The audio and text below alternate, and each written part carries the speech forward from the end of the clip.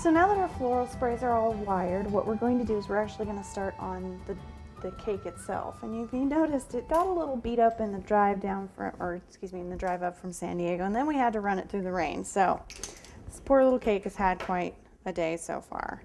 So what we're going to do first is we're going to put a very small border on, very small. We're using a small round extruder, or excuse me, a small round plate. And we're just going to extrude a very simple border.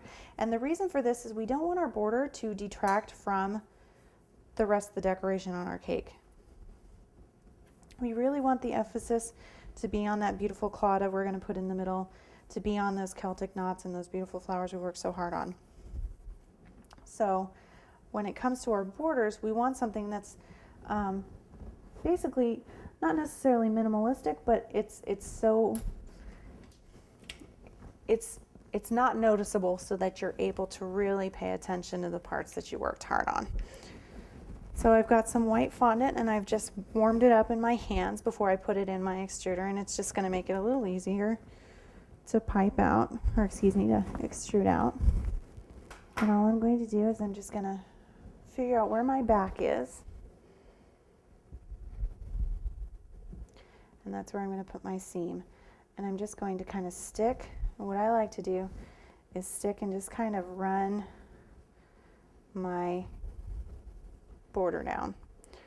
And I mean, it's obvious that there's a border there. It is decorative in its very simple way, but it does not detract from anything else. And all I'm going to do is just get a nice clean cut where I want it to end.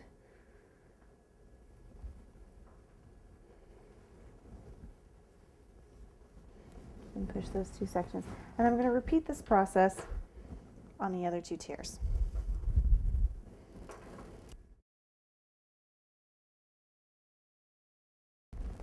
So now that you've got your borders on, we're going to go ahead and work on those Celtic knots.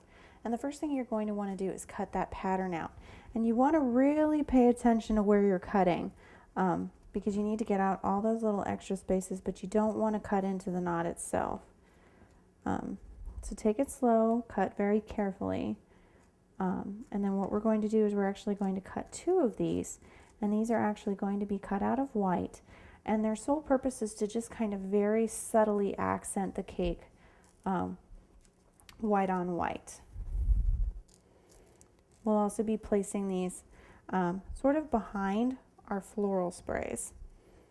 So you need to figure out kind of where you want your floral sprays to be before you place these on your cake. And like I said, you want to make sure you get all those little spaces out. Just be real careful when you're cutting them, especially these little tiny ones. And sometimes if it's a little easier for you, go ahead and use that craft knife.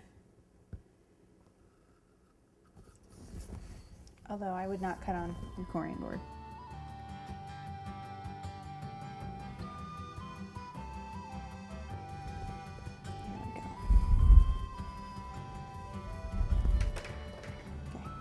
Now we're going to go ahead and roll out our fondant. We're going to cut two of these.